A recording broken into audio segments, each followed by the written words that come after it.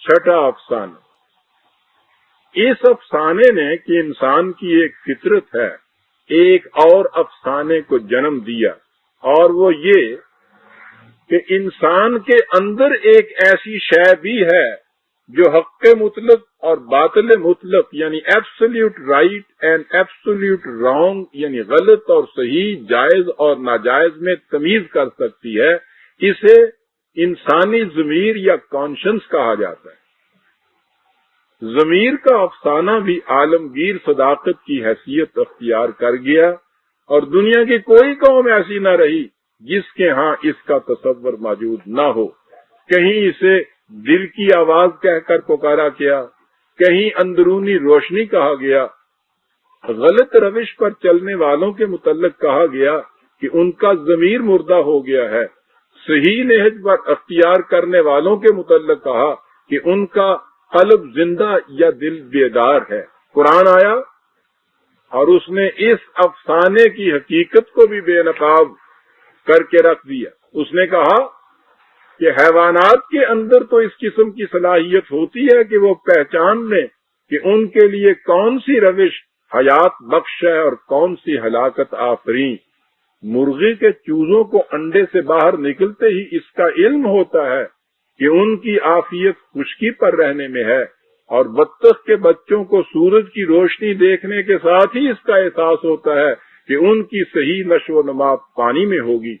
اسے حیوانی جبلت یا انسٹنکٹ کہا جاتا ہے، لیکن انسان کے اندر کوئی قوت ایسی نہیں جس سے وہ غلط اور صحیح میں امتیاز کر سکے۔ اس کی تو کیفیت یہ ہے کہ وَيَدْعُ الْإِنسَانُ بِالشَّرِّ دُعَاءَهُ بِالْخَيْرِ وَكَانَ الْإِنسَانُ عَجُولًا۔ انسان اپنی ہلاکت سامانیوں کو بھی اس طرح آوازیں دے دے کر بلاتا ہے جس طرح اسے اپنی منفعت بخشیوں کو بلانا چاہیے، اس لیے کہ یہ بے حد جلد باز واقع ہوا ہے۔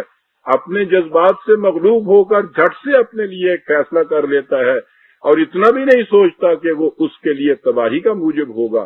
یہی وجہ ہے کہ وہ حق اور باطل میں تمیز کے لیے وحی کی رہنمائی کا محتاج ہے۔ اگر یہ تمیز اس کے اندر موجود ہوتی تو اس کے لیے وحی کے سلسلہ رشد و ہدایت کی ضرورت ہی نہ پڑتی۔ انسان دنیا میں سادہ لو لے کر آتا ہے، اس کے بعد وہ جس قسم کے ماحول میں پرورش پاتا ہے اس سے اس کی سیرت مرتب ہوتی چلی جاتی ہے۔ جن باتوں کو اس معاشرے میں معیوب سمجھا جاتا ہے وہ بھی انہیں معیوب سمجھتا ہے، جنہیں وہ معاشرہ مستحسن قرار دیتا ہے وہ انہیں اچھا سمجھنے لگ جاتا ہے۔ معاشرہ کے یہی اثرات ہیں جنہیں ضمیر کہہ کر پکارا جاتا ہے۔ علامہ اقبال کے الفاظ میں ضمیر کیا ہے؟ Society internalised. بڑی اچھی اصطلاح ہے۔ ایک جینی بچہ گوشت سے اسی قدر نفرت کرتا ہے، اس قدر نفرت کرتا ہے کہ اس کے تصور سے اسے متلی ہو جاتی ہے۔ اس کے برعکس ایک مسلمان بچہ ہڈی مزے لے لے کر چوستا ہے۔ اسی بنا پر قرآن نے کہا کہ کوئی بات محض اس لیے حق یا رائٹ نہیں قرار پا سکتی کہ ایک شخص نہایت دیانتداری سے اسے حق سمجھتا ہے، نہ ہی کوئی شے اس لیے باطل سمجھی جا سکتی ہے کہ ایک شخص اسے غلط سمجھتا ہے۔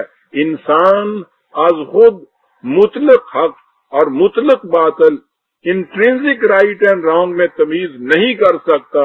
اس کے لیے اسے ایک خارجی معیار، آبجیکٹو سٹینڈرڈ کی ضرورت ہے، اور وہ خدا کی وحی ہے جو اب قرآن کے اندر محفوظ ہے۔ قرآن نے اس افسانے کو یوں بے نقاب کیا، لیکن مسلمانوں نے اس مسترد کردہ نظریہ کو پھر سے اٹھایا اور اپنے حریم قلب میں محفوظ رکھ لیا۔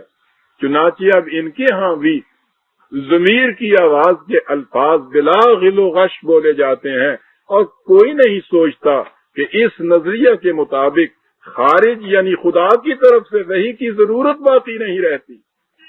حق و باطل کے لیے قول فیصل ضمیر کی آواز نہیں، خدا کی کتاب ہے۔ ضمیر کی آواز ہر انسان کی الگ الگ ہو سکتی ہے، لیکن خدا کی کتاب کا فیصلہ تمام انسانوں کے لیے ایک ہی ہوگا۔ انسانی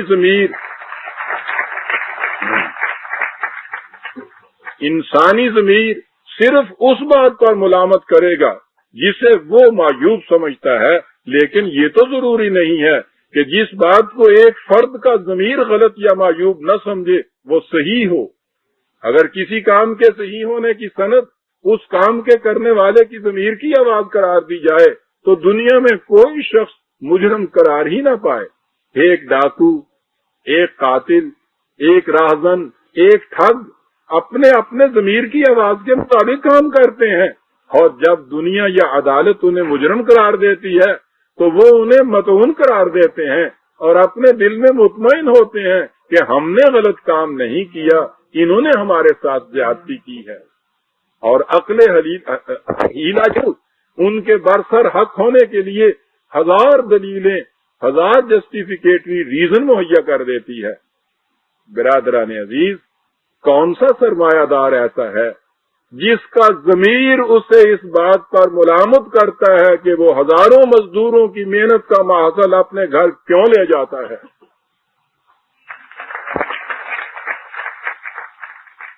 کون سا مرد ایسا ہے جس کا قلب اسے اس پر مطعون کرتا ہے کہ وہ عورت پر حکومت کیوں کرتا ہے، رفاقت کی زندگی کیوں بسر نہیں کرتا؟ یاد رکھیے صحیح راستے پر وہی چل سکتا ہے جو اپنے ضمیر کی آواز کو نہیں بلکہ وحی کی آواز کو حق کی آواز سمجھے۔ ہم نے ضمیر کے افسانے کو اس لیے سینے سے لگا رکھا ہے کہ ہم اپنی من مانی کر سکیں اور خدا کی کتاب کو اپنے معاملات میں حکم تسلیم نہ کریں۔